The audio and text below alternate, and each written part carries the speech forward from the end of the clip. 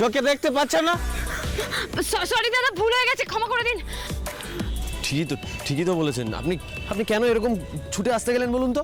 আমিও তো আপনাকে কখন থেকে ডাকছিলাম, আপনি যদি আমার কথাটা শুনে নিতেন তাহলে কি আমাকে এভাবে আসতে হতো? ও, আমি আপনার কথা শুনলাম না বলে আপনি গাড়ির তলায় যেতে যাচ্ছিলেন? আশ্চর্য লজিক আপনার। খাবারটা পড়ে আছে তো, নষ্ট হয়ে গেছে। এমনভাবে খাবার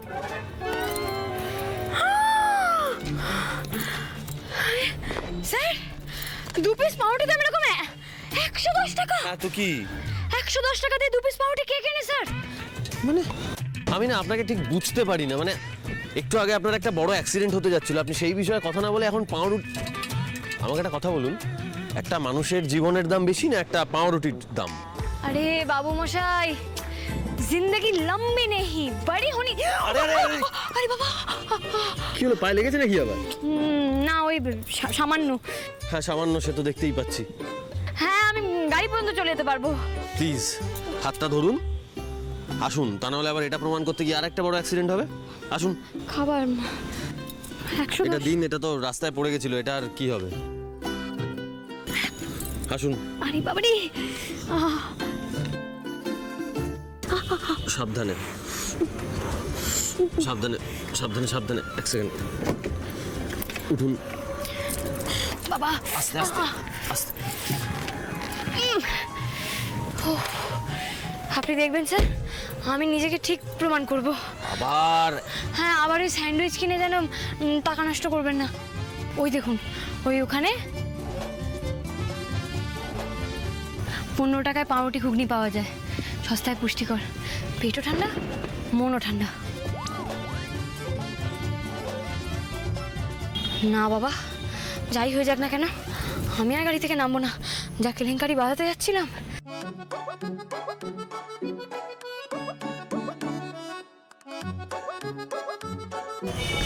নিন। ঘুগনি থাক স্যার। মানে আপনি তো এই বললেন পাউরুটি ঘুগনি আপনার ফেভারিট, এখন আবার থাক স্যার মানে? বুঝলাম না। আমি তো নিজেকে প্রমাণ করতে পারিনি বলুন। আর একবার এই কথাটা বললে আপনাকে ওটিতে নিয়ে গিয়ে অপারেশন করে খাওয়ানোর ব্যবস্থা করবো, কিন্তু বলে দিলাম। খেয়ে নিন।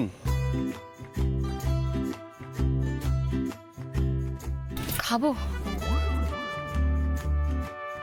স্যার? ও, রাস্তার খাবার তো না, আপনি তো আবার রাস্তার খাবার ঠিক। আপনাকে এত ভাবতে কে বলে বলুন তো? হ্যাঁ, প্লিজ এত ভাববেন না, খেয়ে নিন দয়া করে।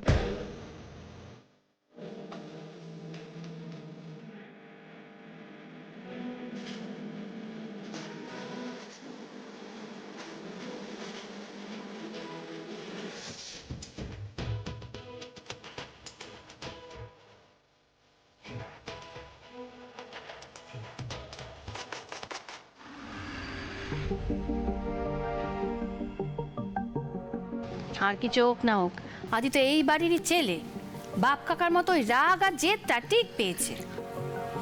না বৌমা, আমার না ব্যাপারটা ঠিক ভালো ঠেকছে না গো।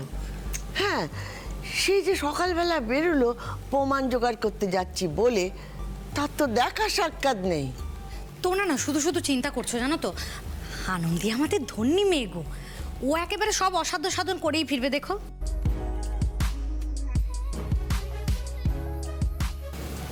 আনন্দী,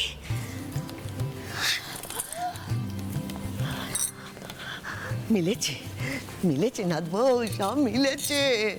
হ্যাঁ ও নাথ বউ, তোর কথা তো হাড়ে হাড়ে ফলে গেছে রে। দেখো দেখো সবাই দেখো, সত্যি সব প্রমাণ করে বরের হাত ধরে আমার নাথ বউ ফিরেছে। মা, আমি যা দেখছি ঠিক দেখছি তো? বড় বৌমা, কাল মন্দিরে পুজো দিও গো, আমার নাথ বউ অসাধ্য সাধন করে ফিরেছে। কালই এত কিছু হলো আর আজকেই সব ঠিক হয়ে গেল? ও দাদু ভাই, কি কাল তোমার নাথ বউকে কাঁটার খোঁচা দিয়েছিলে, আজ তারই হাত ধরে বাড়িতে ফিরতে হলো তো? থাক না ঠাম্মি, এসব ছাড়ো না এখন। ও মা, থাকবে কেন? মা তো একদম ঠিক কথাই বলেছে। আমি না কালকে বড় করে পুজো দেব। ঠাকুর আমার দিকে মুখ তুলে তাকিয়েছেন। হ্যাঁ, ও আনন্দী, এবার তো একটু হাসো। এখনো তুমি বাংলার পাঁচের মতো মুখটা করে থাকবে? হ্যাঁ তাই তো, যা চেয়েছিলে সেটা তো হয়ে গেছে। কি সুন্দর লক্ষ্মীনারায়ণের জোড়ার মতো বাড়িতে আসলে। হ্যাঁ গো, তোমার মুখে এখনো হাসি নেই কেন গো? তোমার মুখে হাসি নেই কি না, তাই আমার নাতবো জয়ের হাসি একটু মেপে হাসছে। আর শুধু কি প্রমাণ আমার দাদুভাই চেয়েছে, এ বাড়ির অনেকেই তো প্রমাণ চেয়েছে। নাতবো, বলতো তুই কি প্রমাণ পেয়েছিস, সকলকে বলে দে, সবাই শুনে পরাণটা একটু জুড়াক। এই এতক্ষণে একটা সঠিক প্রশ্ন করলো কেউ। আনন্দী, বলুন কি প্রমাণ পেয়েছেন, বলে দিন। আমি একদম না, একদম না, একদম এরকম ফোপাবেন না। অলরেডি হাফ বাটি কেঁদে এসেছেন, আর না, আর যেন আপনাকে কাঁদতে না দেখি এখানে। হ্যাঁ, এই দাঁড়া দাঁড়া দাঁড়া দাঁড়া, নাতবো কেঁদেছে কেন? কেঁদেছে কেন? কি হয়েছে? ও তো সব প্রমাণ জোগাড় করেই দিয়েছে, তাহলে কাঁদতে যাবে কেন? বলুন ঠাম্মিকে, আপনি কাঁদবেন কেন? বলুন, বলুন। লজ্জা পাচ্ছে ঠাম্মি। আসলে তো কোনো প্রমাণই জোগাড় করে আনতে পারেনি, জিরো প্রমাণ, গোল্লা। গোল্লা? গোল্লা? তুই কি বলছিসটা কি আদি? এই তো মেয়েটা সকালবেলা প্রমাণ জোগাড় করতেই তো বেরোলো, তারপরে এই যে এখন তোরা দুজনে একসঙ্গে এলি। দূর থেকে দেখলে অনেক জিনিসই সহজ মনে হয়, কাছে আসলে বোঝা যায় যেটা ভেবেছো ঠিক তার উল্টোটাই। হ্যাঁ, সে তো সবাই হাতে নাতে টের পেলই, কিন্তু মানতে গেলে একটা প্রমাণ লাগে কি না? তা আনন্দী, তুমি বুঝি আবার প্রমাণ করে এলে যে সেই দিনের ওই গুন্ডাটাই ঠিক বলছিল? ডিসকাস্টিং। সকাল থেকে পুরো ধাপে ধাপে আমার দিনটাকে স্পয়েল করেছে। বাড়াবাড়ির একটা সীমা থাকে, আর নিতে পারছি না ঠাম্মি আমি। আরে তোর পায়ে আবার ব্যথা নাকি? কি বাদিয়েছিস বলতো? তোরা কি দুজনে মিলে কুরুক্ষেত্রে যুদ্ধ করে এলি? না গো ঠাম্মি, আমি আজকে প্রমাণ জোগাড় করেই বাড়িতে ফিরতাম গো, কিন্তু কি করব বলো, আমি তো অমন ধাপ্পাবাজ লোক তো আগে কখনো দেখিনি। তোমাদের সবাইকে বলে কই আমি তো চম্পাহাটি গেলাম, চম্পাহাটিতে গিয়ে দেখি সেখানে রকেটদা নেই, এলাকাতে কোথাও নেই তিনি। সে কি কথা, তুই এত দূরে গেলি ওই গুন্ডাটাকেই পেলি না? তাহলে তো তোর গিয়ে কোনো লাভই হলো না, বল। আরে মা, তুমি কি আমাকে যেমন তেমন মেয়ে পেয়েছো, আমি কি আর হাল ছেড়ে দেবো নাকি? রকেটদাকে পাইনি তো কি হয়েছে, ও ডেরাতে গিয়ে দেখলাম ও চালা দুটো আছে, ব্যাস চালা দুটোকেই ধরলাম, ধরে আচ্ছা করে জেরা করলাম, জেরা করে জানতে পারলাম যে ভিডিও মিথ্যে, ফেক, সবটা বানানো। তারপর কি হলো? তারপর আবার কি, ও দুটোকে আচ্ছা করে ধরে বেঁধে একদম টোটোতে করে মেরিনেস্টি নিয়ে চলে এলাম। তুই দুজনকে বাঁধলি কি করে? আমি এখানেই তো গল্প। আমাকে ওরা বসতে একটা চেয়ার দিয়েছিল, বুঝলে তো, একটা ভারী কাঠের চেয়ার দিয়েছিল। তা আমি কি করলাম, বসবো এটাই ওদেরকে মনে করলাম, তারপর বসার নাম করে চেয়ারটা তুলে ওদেরকে বললাম বল সত্যি, নাহলে চেয়ার আমি একদম মাথায় ভেঙে দেবো। ব্যাস, ওরা কিন্তু ভয় পায়নি। আমি চেয়ারটা রেখে দিলাম, তাতে কি হলো, ওরা ওখানে খাচ্ছিল, ওদের এই খাবার থেকে ওদের এই খাবারের গোলমরিচ নিয়ে ওদেরকে আচ্ছা করে চোখের মধ্যে যে ফু করে উড়িয়ে দিলাম, ব্যাস সেই গোলমরিচের একদম ঝাঁঝে নাকের জলে চোখের জলে হয়ে কান্নাকাটি, তখন এখন লাঠি নিয়ে দমাদ্দাম মেরে তারপরে ভালো করে দড়ি দিয়ে বেঁধে আমি ওদেরকে প্যাকিং করে দিলাম। এই আনন্দি, এই তুই তো একেবারে দন্নি মেয়ে। বলছি তারপরে কি হলো? তারপরে নিশ্চয়ই গুন্ডাগুলো ভয় পেয়ে গিয়ে আদিকে সব সত্যি বলে দিলে, তাই তো? না গো মা, এখানেই তো হলো গন্ডগোল। ওরা স্যারকে যা যা বলছিল মেডিনেসটা আসার পর সব সত্যিই বলছিল, কিন্তু তারপর কি হলো? থামলে কেন? আর কি, সব শেষে বলে দিল যে এতক্ষণ ধরে ওরা যা যা বলেছে সব নাকি মিথ্যা, আমি নাকি শিখিয়ে দিয়েছি, আমি নাকি মেরে ধরে ব্ল্যাকমেল করেছি মিথ্যা কথা বলার জন্য, যা শিখিয়েছি তাই বলেছে। ওরা এই কথাগুলো বললো? বললো ঠাম্মি, আমি একটু বসি, বললো গো ঠাম্মি। ওরা যেরকম পাল্টিবার ছেলে হবে তা তো আমি জানতাম না। আমার এখন মাথায় আগুন জ্বলছে। আর একবার ওদের দুটোকে হাতের কাছে পাই, ওদেরকে বেঁধে আমি এরপর এমন শিক্ষা দেবো না, দুটোকে আচ্ছা করে ধরে আচ্ছা ঘুষি। 20 দিন মনে রাখবেন কথাটা।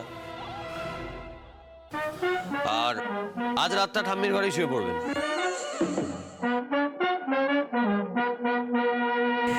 কতই রঙ্গ দেখবো বল, কতদিন সইব এ ছল।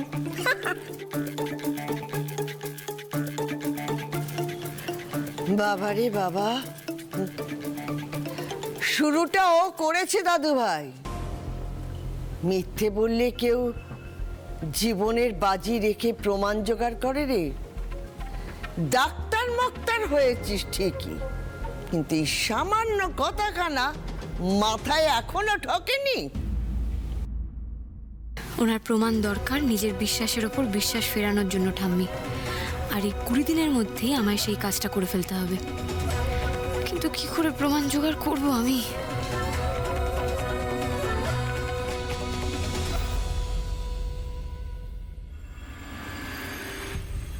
পল্টুদা, তুই পৌঁছলে? হ্যাঁ রে, এখানেই আছি, কিন্তু কাউকে তো দেখতে পাচ্ছি না। আরে দূর বাবা, কাউকে দেখতে লাগবে না। রকেটটাকে দেখতে পাচ্ছ কিনা বলো? এই আলো জ্বললো তো, কিন্তু রকেট আছে কিনা বুঝতে পারছি না, গলাও তো পাচ্ছি না কারো। পল্টুদা, আমার কিন্তু এই লোকটার সব খবর চাই। রকেটদা কোথায় যাচ্ছে, কি করছে, কখন আসছে, সমস্ত খবর চাই আমার। প্লিজ পল্টুদা, আমাকে তুমি খবরগুলো জোগাড় করে এনে দাও পল্টুদা। সে কান টানলেই মাথা আসবে বুঝলি। শোন, ওর চেলা চামুন্ডগুলোর উপর নজর রাখবো, তুই চিন্তা করিস না।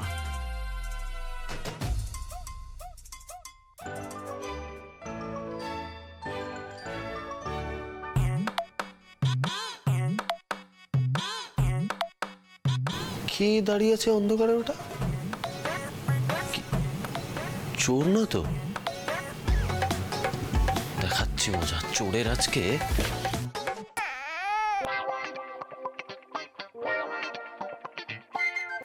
এই চোর চোর চোর চোর চোর চোর চোর চোর চোর চোর চোর চোর। আপনি আপনি তো আমাকে এতক্ষণ জোচ্চোর বলছিলেন, এখন সোজা চোর বলে দিলেন স্যার। কি করবো বলুন? আপনি তো কাজগুলোই করেন এরকম। নাহলে এই অন্ধকারে কেউ এখানে ঘুরপাক খায়, ঘুরে বেড়ায়? কেন ঘুরপাক খাচ্ছেন বলুন তো? কেন আবার কি? এখন তো কারণ একটাই, প্রমাণ জোগাড় করতে হবে তো নাকি? হাতে তো মোটে আর 20 দিন সময়। আর এই 20 দিনের মধ্যে আমি যদি এখন রাত্রিবেলা ঘরের মধ্যে নিশ্চিন্তে ঘুমিয়ে টুমিয়ে বাড়িতে আয়েশ করে কাটিয়ে দিই, তাহলে প্রমাণ জোগাড় করতে পারবো?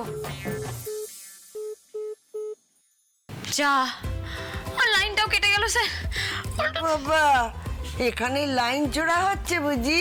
সে কি ঠাম্মি, তুমি এখনো ঘুমোওনি? ও, আওয়াজে ঘুম গেছে না? হবেই তো, এত শব্দ করলে কি আর ঘুম হয়? বুড়ো বয়সে অনেক কারণে ঘুম ভাঙে দাদা। দেখে বাদ দে। আরে দাদু ভাই, তোর এই কাঁচা বয়সে মাঝরাতে ঘুম ভাঙালো কে?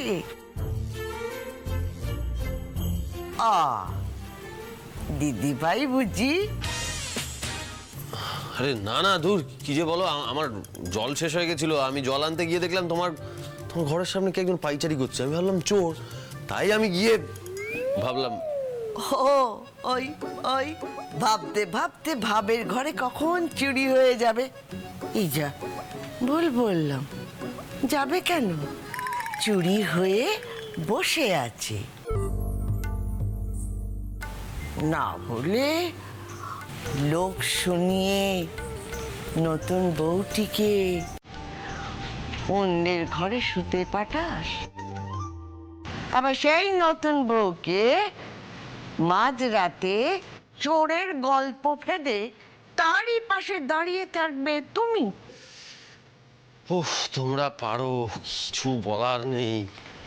লজ্জা পেয়েছে দিদি, লজ্জা পেয়েছে। আমার দাদি ভাই লজ্জা পেয়েছে।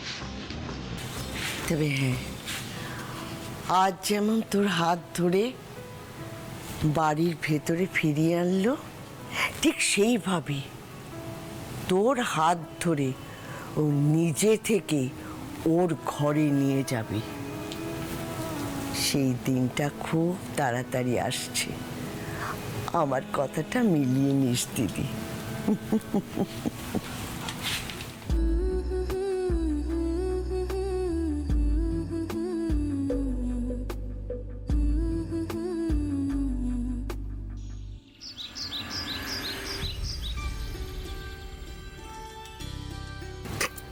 হোমা, আনন্দে, গুড মর্নিং। কি হলো তুই এত সকালে উঠে গিয়েছিস যে? তোর নাকি পায়ে চোটও লেগেছে? ও আমার তেমন কিছু হয়নি, আর আমার তো ভোর ভোর ওটা অভ্যেস আছে। আর এ বাড়িতে নিশ্চয়ই সবাই ওই বেডটি খায়, তা তুমি কি সেসব একা হাতে করবে? আনন্দি, এ বাড়িতে সকলের চায়ের নানা রকমের পিরিস্তে আছে। ও তুই পারবি না মা, আমি করে দিচ্ছি, কেমন? তুমি শিখিয়ে দিলেও পারবো না? মা গো, আমার কি ওই শুধু প্রমাণ খুঁজে বেড়ালে হবে? আমাকে তো তোমার সঙ্গে হাতে হাত মিলিয়ে সংসারের কাজও করতে হবে নাকি? আচ্ছা ঠিক আছে, আমি নিজে ভালো করে বুঝিয়ে দিচ্ছি। দেখি এটা রাখ, দেখি দাও, ওখানে। দাও, দাও। হ্যাঁ, এইবারে দাঁড়া, আমি সব দেখিয়ে দিই। হ্যাঁ, তুই এদিকে আয়, কেমন? এই দেখ, আমার যে বড় ছেলে, হ্যাঁ, সে গ্রিন টি খায়। আর ওই দেখ দার্জিলিং চা রাখা আছে। তোর কাকা শ্বশুর ওই দার্জিলিং চা খায়।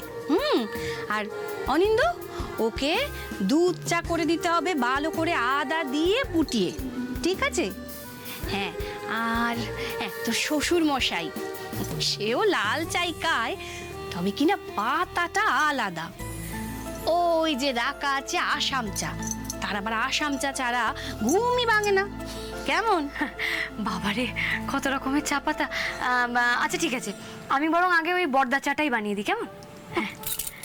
হ্যাঁ, আমিও কি আর একদিনে এসব শিখেছি রে মা? এত বছর ধরে করে করে আস্তে আস্তে অভ্যেস হয়ে গেছে। আমি তো মা আমাদের পাড়াতে ওই এক রকমের চা পাতা থেকেই অভ্যস্ত। আমাদের পাড়ায় স্বপনদা ছিল, স্বপনদার দোকানে ওই গুঁড়ো চা, পাতা চা মেশানো চা পাতা, ওই দিয়ে বাবাকে দুবেলা চা করে দিতাম। মারে, ভালোবাসাটা সব জায়গাতেই একই হয়, চা পাতার রকমটা হয়তো আলাদা।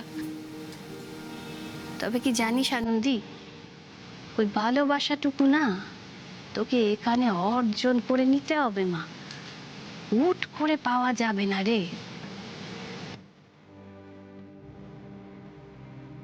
মা দেখো তো হয়েছে কিনা।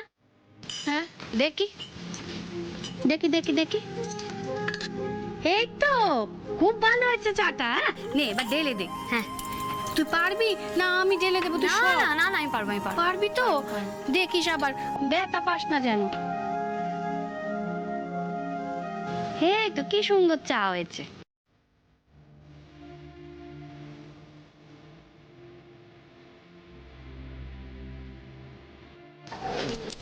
বাকিদের চাটা তাহলে আমি করে দিই। ওমা না না, সকলের চা তুই একা হাতে করতে গেলে সব চা ঠান্ডা হয়ে যাবে। তুই একটা কাজ কর, তুই আমার বড় ছেলের চাটা ওর ঘরে দিয়ে আয়, বাকি চাগুলো ততক্ষণে আমি করে নিচ্ছি, কেমন?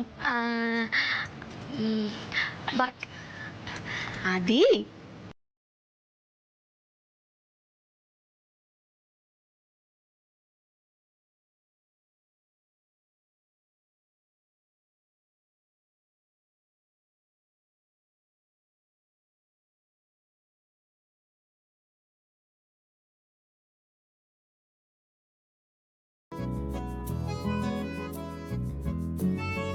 কিভাবে এটাকে রেখেছো সুমনা?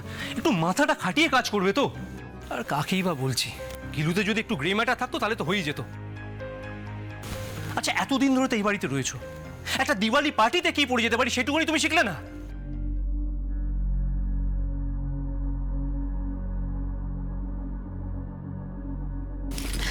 এ নাও, এ নাও। এসব আবার কেন দিচ্ছ? তুমি কি এক্সপেক্ট করছো বলো তো? এই নকশা করা রুমালটা নিয়ে আমি এখন দিওয়ালি পার্টিতে যাব? যত সব। না মানে বা আমারই ভুল, বুঝলে? আমি বদলে দিচ্ছি। তাই এক মিনিট রুমালটা দেখি। সুমনা, রুমালটা দাও। কথা কানে যাচ্ছে না, রুমালটা দাও। এই রুমালটা আমি লাস্ট উইক কিনে এনেছি না? কি হলো, উত্তর দিচ্ছ না কেন? এই রুমালটা আমি লাস্ট উইক কিনে এনেছি কি? তাহলে কি দামি রুমালটা তুমি এইভাবে নষ্ট করলে? তুমি কাকে ইমপ্রেস করার চেষ্টা করছো সব সেকেলে ডিজাইন করে? হ্যাঁ, তোমার মাথায় কি এটুখানি বুদ্ধি হবে না? এতটা ইউজলেস কেন তুমি?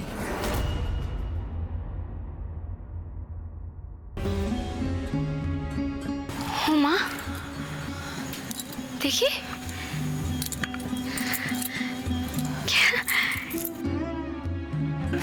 কি সুন্দর নিখুঁত হাতের কাজ গো তোমার বর্দি। বর্দার এই দামি রুমালটা তো তোমার হাতের কাছে একদম অমূল্য হয়ে গেছে গো। তো 1000 কোটি টাকা দিয়ে এমন জিনিস দুখানা মিলবে না। ভারী সুন্দর হয়েছে। তুমি এই ঘরে কেন এসেছো? কার পারমিশন নিয়ে তুমি এই ঘরে ঢুকেছো? বর্দা, আপনারা তো ডাক্তার, জীবনের সূক্ষ্মতাগুলো তো আপনারা সব থেকে বেশি ভালো বুঝবেন, তাই না? নাকি সবটা বুঝে অপমান করাটাই বাড়ির একটা রীতি? কখনো সেটা দুপুরের খাবার, তো কখনো রুমাল। শুধু ছুতোগুলোই বোধহয় বদলে বদলে যায়, তাই না? আনন্দী, তুমি চুপ করো। How dear you! তোমার এত বড় সাহস কি করে হলো আমাদের স্বামী স্ত্রীর মাঝখানে কথা বলার? এত বড় সাহস তোমাকে কে দিল? ও তো বাড়ির বউ গো। তুমি একদম চুপ করো, একটা কোনো কথা বলবে না তুমি। তোমাদের মতো কয়েকজন ইমোশনাল ফুলের কাছে ও এ বাড়ির বউ। ও নিজের বড়কে স্ত্রী বলে মানে না। তোমাদের মতো অপদার্থ লোকগুলোর জন্য ও আজকে এই ঘরে ঢোকার সাহস পেয়েছে। কিন্তু এটাই লাস্ট টাইম। এরপরে কিন্তু আমি আর ফার্দার সহ্য করবো না এগুলো, বলে গেলাম।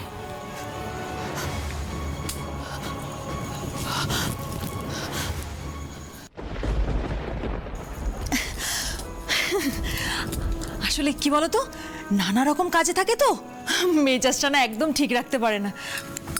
তুমি কিছু মনে করো না ভাই। হ্যাঁ, আর কতদিন নরম থাকবে বর্দি? নিজেকে এভাবে দুব্বু ঘাস বানিয়ে তুলো না, সবাই দেখবে মারিয়ে চলে যাবে। অনেক বছর তো হলো, এবার একটু শক্ত হও, মাথা তুলে দাঁড়াও বর্দি।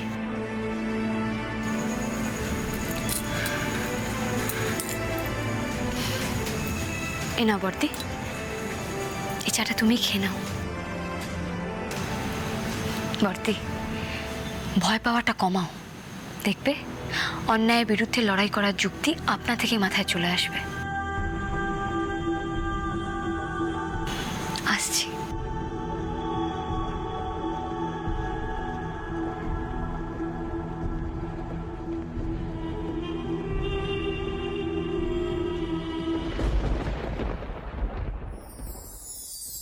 আরে দেখে চলাফেরা করবেন তো। পায়ের ব্যথাটা ঠিক আছে? ওষুধ খেয়েছেন?